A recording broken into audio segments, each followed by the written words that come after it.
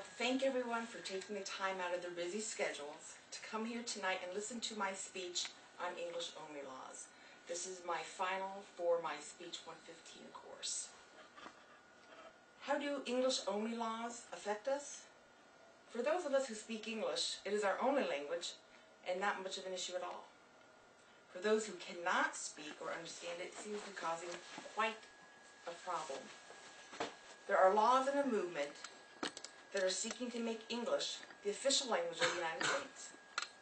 Not to worry though, as this is not a swiftly acting movement by any means. This has been in the works since the mid-1990s. You may be asking yourself, is this an issue? This is the United States of America. We were taught English in school, and other languages were secondary. They were an option in high school and not mandatory for anything to graduate with. So why is there a sudden upsurge in the interest of English-only laws? Take a look around at our community. We're becoming an increasingly diversified country. To accept diversity is one thing. To become a divided community is another. There are more than 35 million people of Hispanic origin in the United States, and the 2000 census indicates they are more diverse now than they were in 1990. More than one-half of the foreign population are living in 3 states: California, New York, and Texas. They are all Hispanic. The foreign-born population in the United States increased by more than one-half in 1990 and 2000. This is why there is a movement to make English the official language of the United States. I personally believe if you come to the United States, work in the United States, and live here, then you need to speak the language. When I go to the grocery store and I can't understand the signs because it's in a foreign language, there's something wrong. I don't get it. I don't like to go to the store in my own town where I can't read the signage. My mother was born and raised in Germany. She moved here 43 years ago. She speaks English, she writes English, she understands. When she learned English and she came over here, her problem wasn't that people didn't understand her English, they just didn't understand her because she spoke English, not American. She never once complained that there wasn't signage in German. She didn't say it wasn't fair. She learned English. She moved on. This is a country that is founded with people from all across the world. They all learned to speak and read English. Sure, in the early years of the country there was a lot of German, Polish, French, and other languages that were more common, but it has evolved. It was better on a whole for communication for everyone to understand everybody. I'm not saying that we should learn another language as Americans, but if you want to live here, you need to be able to read and write and understand the main language here. If I moved to another country, say France, Italy, or Spain, and planned on working and living there, do you think I would not be expected to know the language? Of course not. It wouldn't be an option. I hardly think that one country should go and change its languages just for a specific group of people. We have companies here that look for bilingual employees. It is not so much for fellow Americans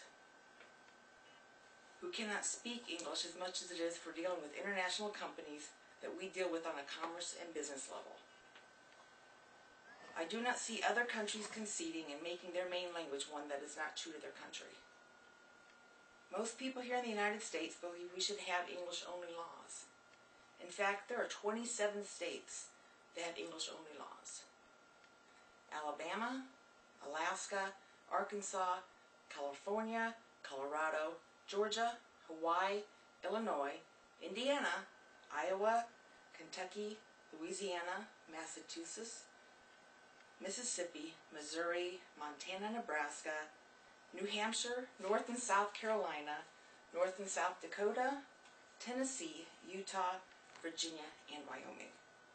This doesn't mean they are only allowed to speak English by any means, but by making English the official language It means English is to be used for all public acts, including every order, resolution, vote, or election, and for all records and judicial proceedings of the government of those states.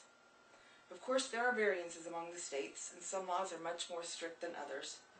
But there are 27 states that agree that English should be the common language of the United States and of their state. They are united on this, and the remaining states should unite with them. Senate Majority Leader Bob Dole echoed this unification theme. If we are to return to greatness, we must do more than restore America's defenses. We must return as a people to the original concept of what it means to be an American. English must be recognized as America's official language. Lacking the century-old primal bonds of other nations, we have used our language, our history, and our code of values to make the America experiment work.